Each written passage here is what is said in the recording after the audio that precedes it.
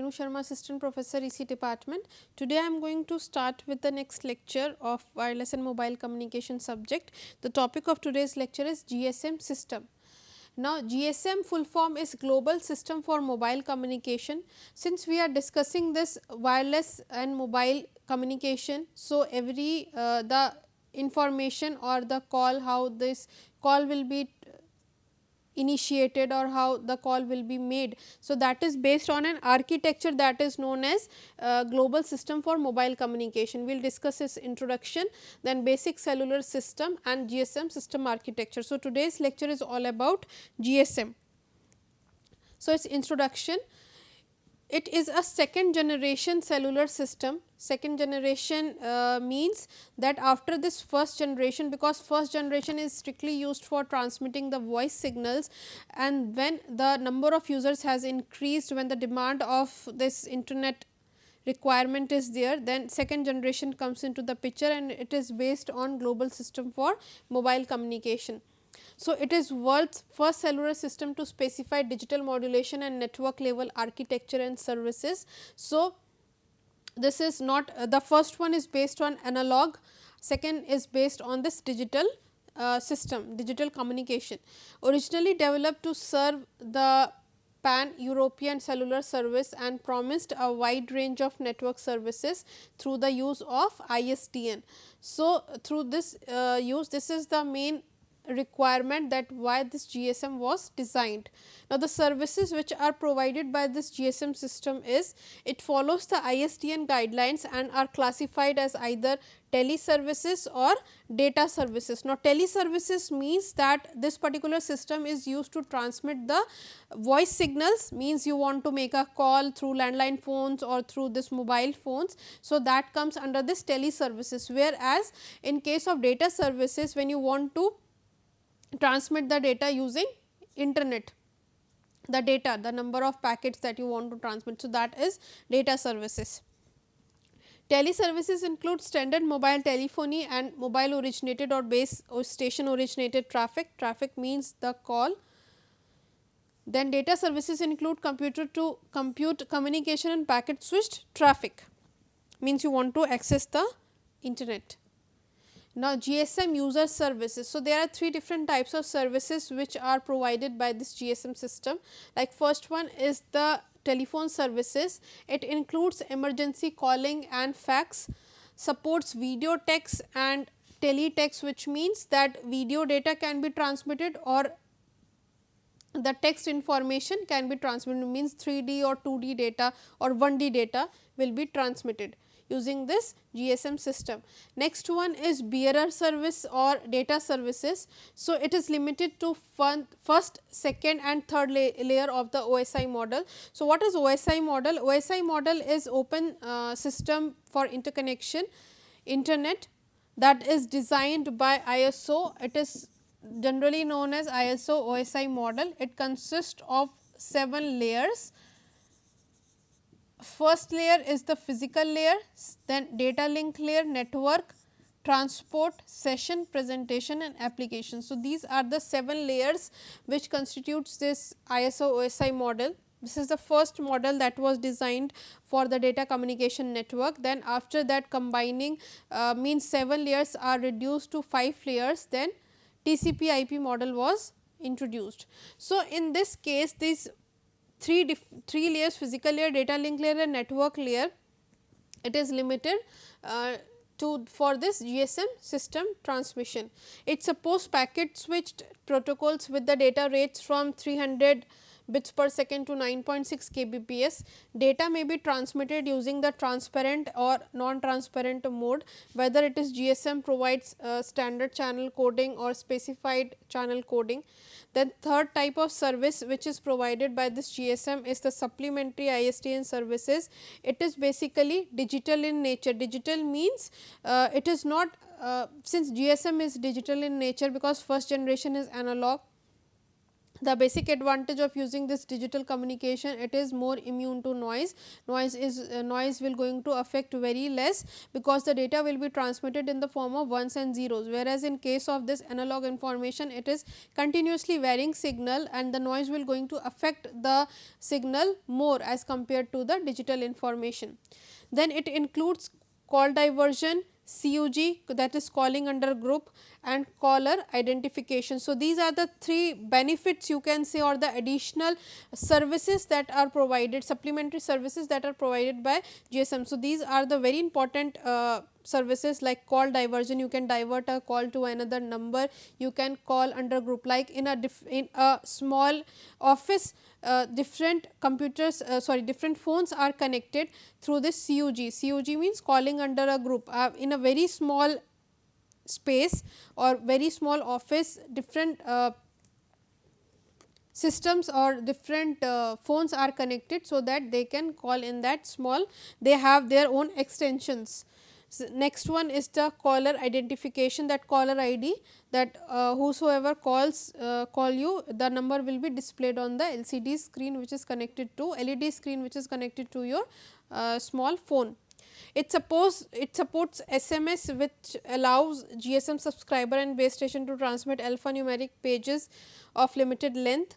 Then SMS may be used for safety and advisory applications, such as broadcast of highway or weather information to all GSM subscribers within the reception range. So, this is all about this supplementary ISDN services. Next one is GSM features. These are the two different features which are provided by this GSM, that is SIM, subscriber identity module. Second one is the on the air privacy. So, in case of the subscriber identity module, a memory device that stores the information such as the subscriber identification number, the network and the countries where the subscriber is entitled, services, privacy keys and other user specific information that is contained in this SIM information. Next is the on the air privacy, which means that it is virtually impossible to eavesdrop to a GSM radio transmission. So, there are, first thing, privacy will be provided by this GSM. Secondly, it contains an identity module that is known as subscriber identity module. Now, next is basic cellular system. So, the whole architecture of this GSM is divided into four broad systems. Like first one is the mobile stations. In this mobile station, mobile phones are there, and this mobile phone is having, first thing is the SIM, second is having some identity data. So, that is comes under this mobile station. Now, next, this mobile station is connected to this base station subsystem, where BTS, that is base transceiver station, BSC, base station controller, these all are connected. Next is this network switching subsystem is there, where MSC, mobile switching center, global mobile switching center, GMSC is connected. Then network management subsystem, where different systems are connected to which the call will be made. So, these are the four subsystems of a cellular system. Now, this is the very important diagram of this GSM architecture, which covers the air interfaces and all the this is the detailed descriptive diagram of this GSM architecture. Now, in this case, you can say that this is the mobile station, and each mobile station is having their own identity from which it will going to identify it. Now, this will going to transmit the data. So, this is bidirectional, whether it is going to initiate a call or it will going to receive the call. So, this is connected to this BTS, that is the base transceiver station. So, different BTS are connected. Now, more than one BTS is connected to one BSC, and more here also more than one BTS is connected to single BSC. So, this is how the data will be connected. Now, more than one BSC is connected to single MSC through this TC. So, TC is again, this is a kind of connector that will going to connect different BSC over this air interface, that is known as ATER, which we will going to discuss in the next slide. This is OMC, that is the operation support system. This comes under this network switching subsystem. Now, this to this MSc there are 4 different types of registers connected, like first one is the home location register, visitor location register, then equipment identity register, and this is the authentication. So, 4 different registers are connected. So, what is HLR? HLR means that whenever a phone or mobile phone is resides in their own cell and the call will be made to their own base station through their own base station. So, that is known as home location register. Now, when the user is moving from one cell to another cell, then the second cell to which it is going to reach, or the destination cell, that is known as visitor location register, because that is not the permanent place of that particular user. So, the call or the information will be transferred from one BTS to another BTS, that is known as handoff, and that handoff will be made during the call is going on. If the handoff is not smooth, then the call drop will be there, means your connection will be lost. So, related to that, there is a roaming term is also used whenever the control signals are transferred from the home location register to the visitor location register, or from home cell to visitor cell, then that is known as roaming.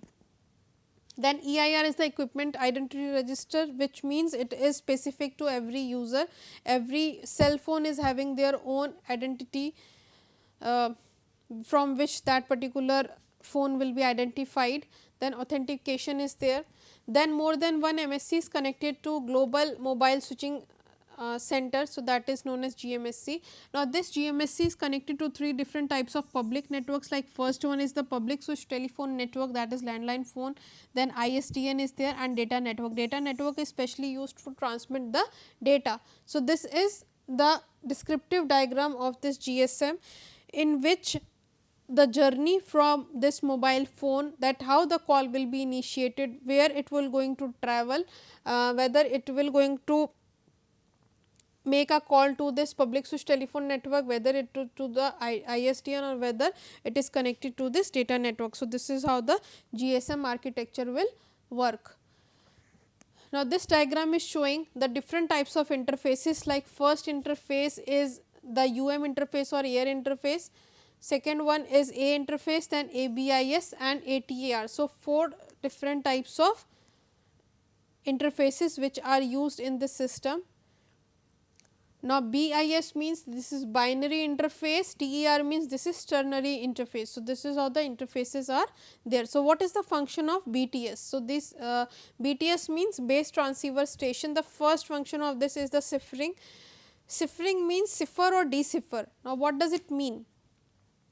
In case of transmission, when you want to transmit the data, ciphering is done at the transmitter side and deciphering is done at the receiver side. Ciphering and deciphering is related to security, from the security point of view. Whenever we are going to add some random noise, and then that random noise at the receiver side, that same random noise will be received at the receiver side, then it will be removed from the data. Now, like this is the transmitter, this is channel, this is receiver. Okay, so, this is the data. Here a modulo 2 addition is there, that is summation, and here a noise will be added. Now, this is known as random noise. So, whatever data after this addition, modulo 2 addition, whatever data will going to be provide over here, it will going to travel over this channel. Now, this particular data will be received over here, then this data will be received at this particular point of time. Now, the same noise is to be used at the transmitter and the receiver noise. This noise and this noise, these both noise has to be used at the transmitter side and receiver side, so that the demodulation of the original data will be done smoothly, there will be no error. So, that is the main concept of ciphering and deciphering. Means it is related to the security point of view. Second is speech processing, which is done at the BTS, modulation and demodulation. BSC will going to responsible for call establishment, mobility management and statistical raw data collection. Function of this TC is digital speech signal is compressed by the help of this transcoder. So, that is the main different types of functions that is related to this basic cellular system. Now, this is the function of MSC. MSC is mobile switching center that is related to responsible for this call control, initiation of this paging, charging, data collection. HLR, it is a database which maintains this permanent register of the subscriber identity number, subscriber services, current location, supplementary services, that is call diversion and caller ID, all these are supplementary services, and subscriber status. Now, VLR, that is visitor location register, it maintains the subscriber identity number, services that subscriber can use, security information for the authentication of SIM card or for ciphering, information about the subscribers currently being in service. So, that is related to this VLR, that is visitor location register. Next one is the authentication. So, a special protected part of the HLR is there, it provides the security information to the network, so that we can verify the SIM card to protect user identity and data transmission. Now, EIR is there, that is it is responsible for the IMEI checking to validity of the mobile equipment. We have 3 different types of list are there, like first one is the white list, which is consisting of this valid IMEI number. Next one is the grey list, that is the list for of malfunctioning devices. Black list is list of stolen mobile. So, these 3 different types of list which are maintained by this EIR. Now, you can see that 4 different types of registers which are connected to this MSC, that is mobile switching center. Now, next is the OSS. OSS has a functional unit called OMC. Function of this OMC is monitors and control all other network entities via O interface. So, it is responsible for this traffic monitoring, then status reports of network entities, subscriber and security management is there, accounting and billing. OMC uses the concept of TMN, that is telecommunication management network. Now, this is the BSC, that is the base station controller. To this base station controller, this TCs are connected, which is basically the connected through this ATER air interface, ternary interface, and then it is connected to this MSC, that is mobile switching center, and this OMC, that is the operation support subsystem. So, this is the function of this OMC. Now, next is the spectrum allocation. So, since we have discussed about GSM, now we have to see that how the spectrum, the overall spectrum that is available for this GSM or any other services, how this will be allocated. Like first one is the single sideband. Single sideband means that which divides the allocated frequency band into maximum number of channels. So, that is known as the single wideband information. Next one is the frequency reuse. So, cellular system which uses reuse the allocated frequency in different geographical area. So, what is this frequency reuse? So, you know that in case of this mobile communication, the geographical area is divided into different cells which will form a honeycomb structure, because the shape of each cell is in the form of hexagon. So, there is a pattern which is based on this formula, that is n is equals to I square plus j square plus I j. This is very famous formula which will going to decide that how many number of cells are there in a single structure, which will going to use the same frequency. So, let us say I is equals to 1 and j is equals to 2. So, n will be is equals to 1 plus 4 plus 2, 7, which means 7 cell are there. This is A, B, C, D, E, F, G, 2, 3, 4, 5, 6, 7. So, this is a single cluster. Cluster is having 7 cells. Now, this particular let us say a set of frequency, because this is full duplex communication. So, a set of frequency, a pair of frequencies will be allocated. One is used for transmission from mobile to base station, other is used for from base station to mobile phone. Now, this is using a set of frequency, then this cell is using the set of frequency. So, this is how we are going to decide the frequency reuse concept based on this formula. So, this is will be A, this will be B, C, D, E, F and G. So, these two are using same set of cells frequency, these two are using same set of frequency. So, you can see that some distance will be maintained between these two cells, which will going to avoid the co-channel interference and adjacent channel interference, which will be possible if let us say these two cells are using co-channel cells are using same set of frequencies. So, definitely there will be kind of interferences there. So, to avoid that condition, a frequency reuse concept will be used, which will going to follow this particular concept of clustering. Next is the spectrum or frequency hopping. So, which generates many codes over a wide frequency band. Frequency utilization measurement factor is there, which is defined as maximum number of users that could be served by one channel at a busy hour. Now, what is busy hour? So, let us say two systems are connected for the purpose of voice signal transmission or control signal transmission, for the data transmission and for the call transmission. So, in that case we have to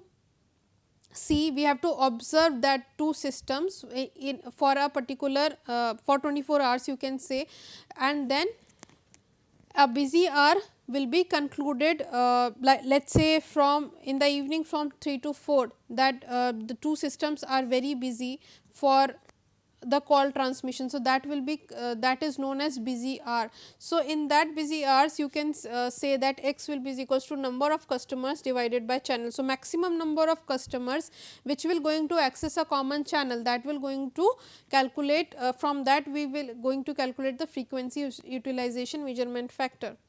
Next one is the spectrum allocation. Use of radio frequency bands of the electromagnetic spectrum is regulated by government in most countries, is a process known as frequency allocation or spectrum allocation, or the frequency band provided allocated to a service provider is known as spectrum allocation.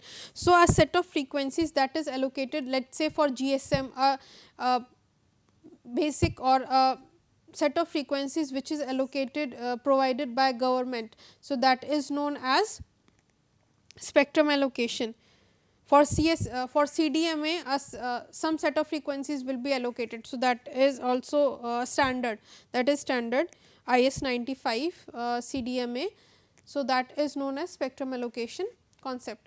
Now, next is mobile works on GSM in 2G standard and operates at, there are three different bands are there, like first one is the single band that is working on 900 megahertz. Second is based on this dual band which is using the frequency range of 1800 megahertz. Next is the tri band which is using this frequency band of 2700 megahertz. So, when a mobile is going to move from India to USA, then we set dual band there so that it can work. So, when you move from your parent cell to another cell visitor location register, then the set of frequencies which is allocated at your home location register will be changed. It can be changed to dual band, it can be changed to tri band, then only your mobile phone will work, otherwise it will not work. Now, this GSM spectrum allocation in India it is divided into two types, that is first one is GSM 900. The uplink frequency for this is vary from 890 to 915 megahertz. Now, what is uplink frequency? Like your mobile phone is connected to BTS, that is base transceiver station. When you transmit the data from BTS to mobile phone, when the call is initiated from BTS to mobile phone, that is known as uplink frequency, and when the call is initiated from this mobile to BTS, that is known as downlink frequency. So, you can see in this case GSM 900, the uplink frequency is 890 to 915 megahertz. The bandwidth will be which you can calculate from subtracting from high frequency maximum frequency to minimum frequency. Downlink frequency will be 935 to 960 megahertz. In case of GSM 1800, the frequency will vary from 1710 to 1785. Its bandwidth is 75 megahertz, and the downlink frequency is 1805 to 1880 megahertz. So, this is how you can calculate the number of channels constituting any one of the band, like whether it is GSM 900 or whether it is 1800 band that you are using. So, number of channels in this GSM 900 is obtained by dividing this bandwidth to the frequency band of each of the channel, that is 200 kilohertz. So, you are so for GSM 900 125 channels are there, and for GSM 1800 there are 375 channels which are allowed. Channel means the number of users that can access the common channel. So, that is about all about this spectrum allocation. So, in today's lecture we have discussed about GSM, that is global system for mobile communication, its architecture, and then we have discussed about spectrum allocation. So, these are the references that you can consider for today's lecture. Thank you.